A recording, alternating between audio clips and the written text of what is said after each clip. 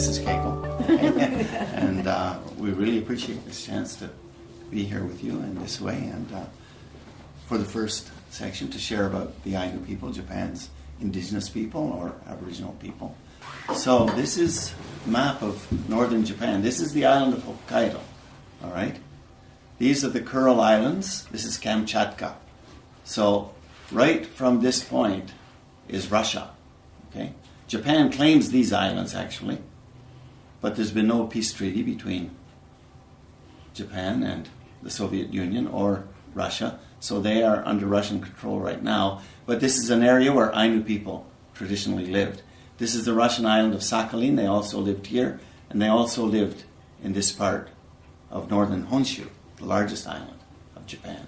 Now, the island of Hokkaido, in terms of size and latitude, would fit right into southwestern Ontario. I don't know if you can picture southwestern Ontario in your mind, but this is the Bruce Peninsula, okay? And this is Lake Huron. And Essex is twisted a little bit out of shape. So it would fit right into that area in terms of size and also in terms of latitude, okay? So that's something to keep in mind. The island known as Hokkaido was called Ainu Moshir in the Ainu language, which means the great quiet land where people dwell. The Ainu people are the Aboriginal people of this land. They lived here for more than 10,000 years, long before Japanese people, called Wajin, from the south began moving into the area. However, their traditional way of life was destroyed by the rapid influx of Japanese people after the 15th century. That happens to be the century that Columbus comes to North America, right? So Europeans are starting to come to North America at the same time. Why did Japanese go there after the 15th century? They went for the furs, the fish, and the deer, okay? So, from that period on, the Ainu people suffered exploitation and oppression at the hands of the Japanese military government and the Matsumai feudal domain. But this was followed by an intense and unyielding policy of assimilation under the new Meiji government beginning in the late 19th century. The Meiji government begins 1868, 1 year after Confederation in Canada. Okay, so you have a very similar history with what happened in Canada. And why did Japanese people move into Hokkaido en masse after 1868? To keep the Russians out. So the first Japanese settlers were farmers and soldiers. They were there not just to farm the land, but also to keep the Russians out. And Japan took control of this area and of this area, and the Ainu people were all relocated in areas of Hokkaido. So there may still be Ainu people in these areas, but that's very difficult to confirm at this point. Most of them were forcibly relocated. There were more than 30 forced migrations to other areas within Hokkaido. And then there was the policy of intense assimilation. And they had residential schools, the same as they had here. But the residential schools only continue until the 1930s, because this is a small area. The Ainu people tend to be concentrated in certain areas. Japanese people have a much larger population than Canada does, and they're coming in en masse, so the policy of assimilation didn't take as long as it took here in Canada, where residential schools continued until the 90s, right?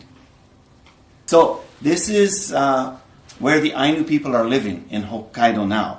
So these red areas, this is actually where Keiko grew up. It has the highest concentration of Ainu people anywhere in Hokkaido. And fairly large numbers over here in the east, very few now in the north. And these are people who are registered as Ainu people.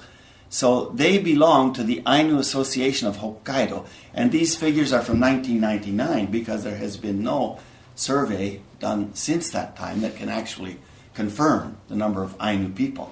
So joining the Ainu Association means I am saying I am Ainu. Most Ainu people now are mixed blood with Japanese people. There's nothing to be gained by saying I am Ainu, so many Ainu people choose to hide the fact that they are Ainu. So you look at the numbers here, probably a total of 26,000, 30,000 at most, people who are sort of coming out and saying, I am Ainu. But there are many other people of Ainu descent living in Hokkaido. There are many who have left Hokkaido. If they leave Hokkaido, they can't become a member of this Ainu Association because it's a Hokkaido organization. So we think there are probably at least 100,000 Ainu people in Japan. So a small minority when you consider Japan's population, and minorities in Japan have a difficult time getting their voices heard. So there are lots of problems that we need to deal with. So what has the church done?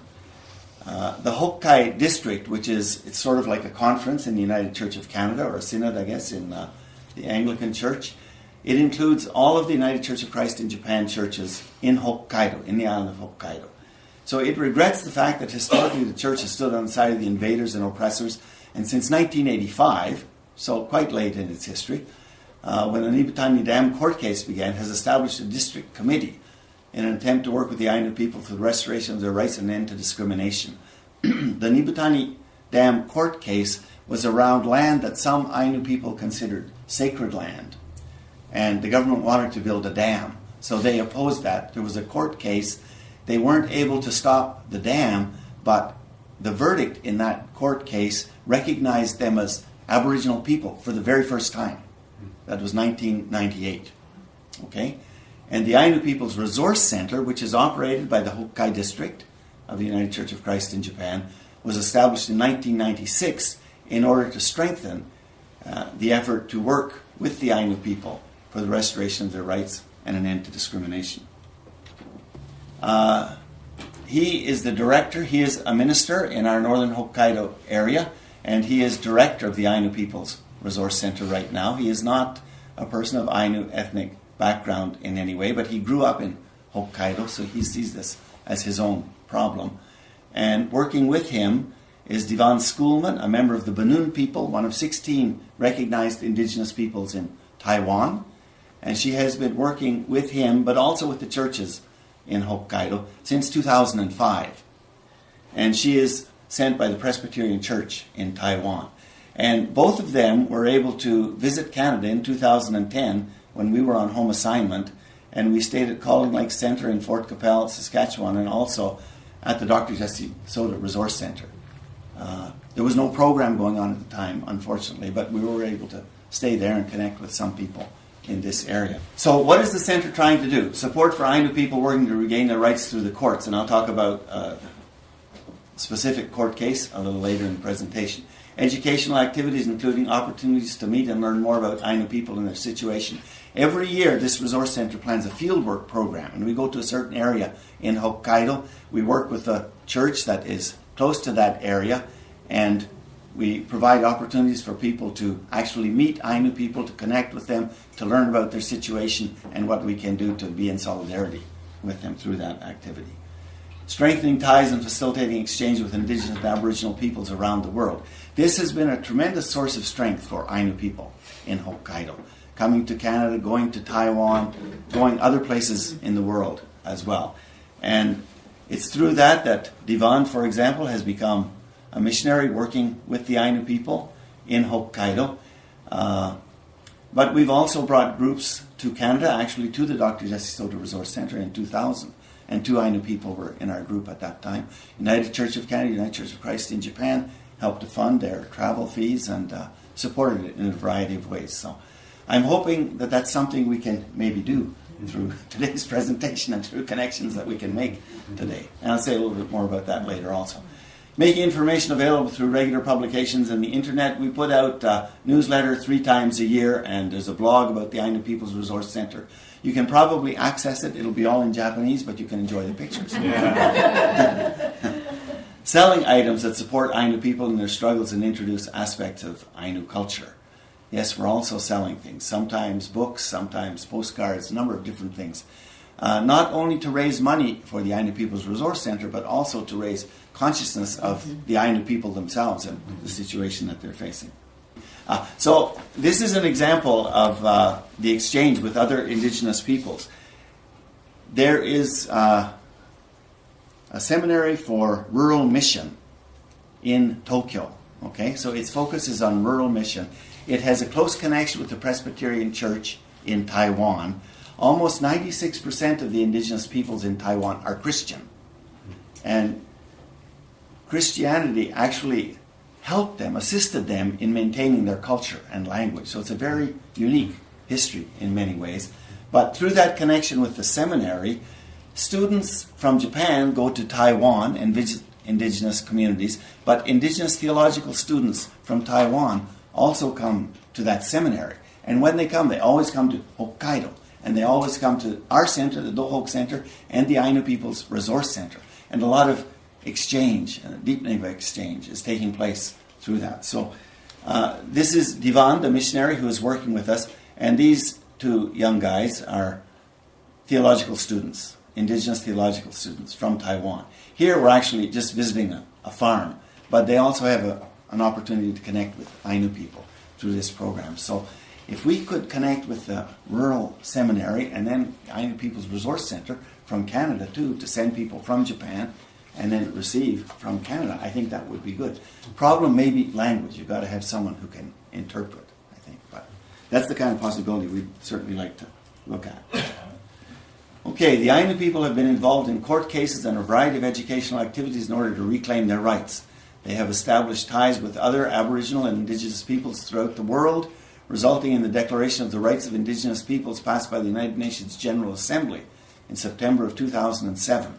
In June 2008, the Japanese government recognized the Ainu as an Aboriginal people for the very first time. However, the Japanese government has made no apology for past history and has not restored a single right to them. So the court case back in 1998, that verdict recognized the Ainu people as an Aboriginal people. But the government, for the very first time in 2008, said the Ainu people are an Aboriginal people. Why? What happened in 2008? The G8 summit happened. It happened in Japan. It happened in Hokkaido. And so my interpretation is the Japanese government wanted to look good to the other G8 countries, so they very quickly ratified the Declaration of the Rights of Indigenous Peoples, which they had not ratified, and they also recognized the Ainu people as an Aboriginal people for the very first time. They just have to read what the document says. And this is a court case that is going on right now, but one of the biggest issues uniting the Ainu people at the present time is an ongoing court case to have ancestral remains returned to bereaved family members. And this has happened many, many places in the world, I believe. From the 1880s to the 1960s, Ainu graves were desecrated by Japanese scholars and the remains brought back to university laboratories for purposes of research. The remains of 1,636 persons, as well as hundreds of boxes of Ainu remains, are being held at 12 universities in Japan. And the largest number are being held at the University of Hokkaido, which is in Sapporo. Okay? And that's really only an introduction, but that's as far as the presentation will take us. So if we have time for questions or comments or whatever, we'd be pleased to hear them. And I also brought copies of this pamphlet. It looks like it's all in Japanese. Actually, it's not. On every page there is an English explanation. So if anyone is interested in knowing more about this case and how you might be able to be of support or connect with Ainu people, please feel free to take one. Okay, and maybe I will stop there. Okay. Keiko grew up in an area which had a heavy concentration of Ainu population. As I said, of her classmates, 40% were Ainu when she was in elementary and junior high school, right? 40%? と言ったね、40% って言わなかった。No? Quarter. 25%. Okay, 25%. Anyway, if you want to ask her some questions, please feel free to do so.